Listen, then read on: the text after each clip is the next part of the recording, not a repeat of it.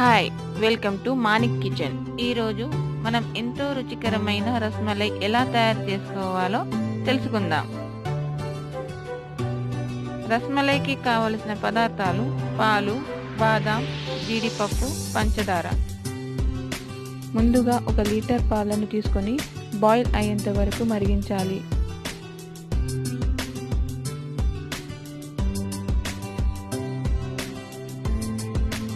ఇప్పుడు stove off చేసి అందులో 1 టీ స్పూన్ లెమన్ జ్యూస్ని లేదా వెనిగర్ని వేసి బాగా కలపాలి. 2 నిమిషాల్లో పాలు విరిగిపోతుంది. పూర్తిగా పాలు విరిగిపోయిన తర్వాత ఇప్పుడు విరిగిపోయిన పాలను ఒక శుభ్రమైన క్లాత్లో వడగట్టి మంచినీటితో కడగాలి. ఇలా చేయడం వల్ల పన్నీర్ మొత్తం చల్లబడి అందులో ఉన్న లెమన్ ఫ్లేవర్ వెళ్ళిపోతుంది. ఇప్పుడు పన్నీర్లో నీరు లేకుండా పిండుకొని 30 నిమిషాల్లో హ్యాండ్లో ఉంచండి. ఇప్పుడు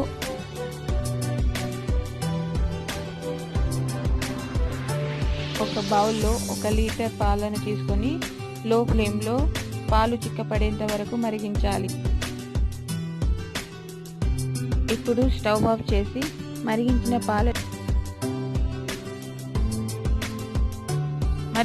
పాలలో 1 టీ స్పూన్ బాదాం, జీడిపప్పు పొడి, చిటికెడు యాలకుల పొడి మరియు 1 కప్ పంచదార వేసి బాగా కలపాలి.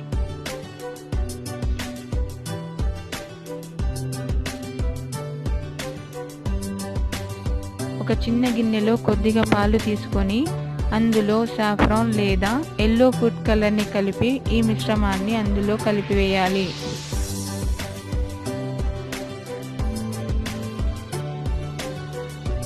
ఇప్పుడు మనకు పన్నీర్ తయారయ్యింది. దీనిని ఒక ప్లేట్లో తీసుకొని చపాతీ పిండిలా బాగా కలిపి ముద్దలా చేసుకొని పక్కన పెట్టుకోవాలి. ఈలోపు మనం చక్కెర పాకాన్ని తయారు చేసుకోవాలి. ఒక బౌల్లో 2 కప్పుల పంచదారకు 6 కప్పుల నీళ్లను కలపాలి.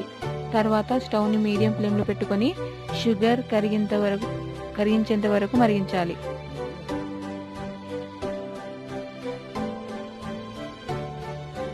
కలిపి పెట్టుకున్న పన్నీర్ ముద్దలో నుండి కొద్దిగా తీసుకుంటూ బాల్స్గా ఫ్లాట్గా తయారు చేసుకుని పక్కన పెట్టుకోవాలి.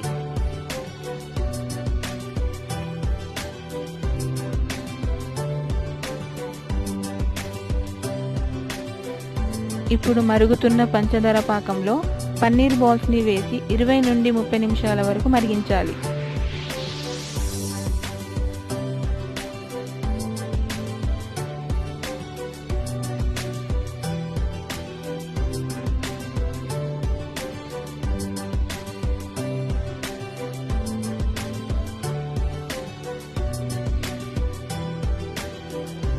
ఇప్పుడు స్టవ్ ఆఫ్ చేసి బాల్స్ని పాకం లేకుండా ఒత్తుకొని ఒక ప్లేట్లో తీసుకొని పక్కన పెట్టుకోవాలి.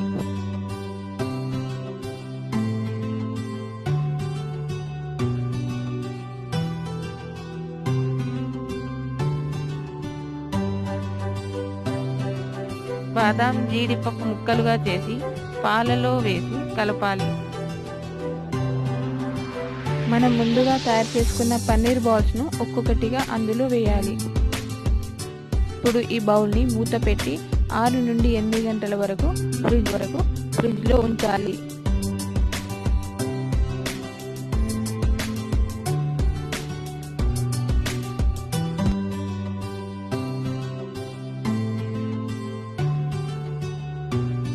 ఎంతో రుచికరమైన రసమలై రెడీ.